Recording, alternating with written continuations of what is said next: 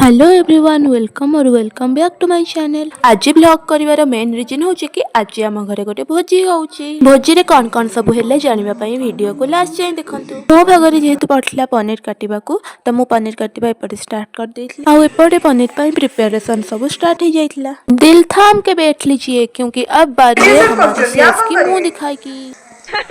Audi देखंदु टमाटर मटर प्याज सब काटिक थुआई तो चलंतु मु पनीरटा कंप्लीटली काटी दिए तापर आपण मानक सह कथा होचे।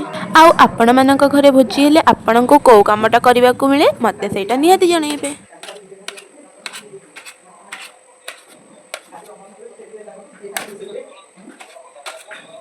मु पनीर काटिबा भितरे आपण माने देखि नियंतु जे भोजी पई आउ कोन कोन सब प्रिपरेशन चलची।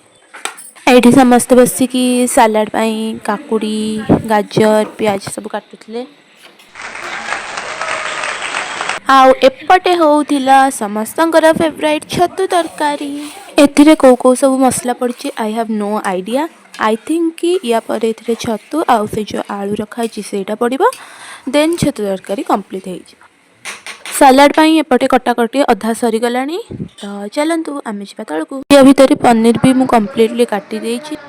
एठी सस्ता क्रीम रेडी मु यदि आपण माने जानिबा को चाहउचंती जे क्रीम मु केमिति घरे तयारी कली ताले मते कमेंट रे निहाती जणाइबे। तापरे मते भोक होला तो मु आसी के एठी दीटा कुरकुरी खाउतली आ ता भितरे रेडी हे गला हमर पनीर। देन घरे तयारी करथिबा सस्ता क्रीम को मु पनीर ऊपर पके की टिके सर्व करबा परे आमे समस्त जाइथिलु फाइनली भोजी खाइबा को। सबु भोजी रे एमिति गोटे गोटे छोट पिला आइसक्रीम धरकी खाउथबार आपण माने निहाती देखिथिबे।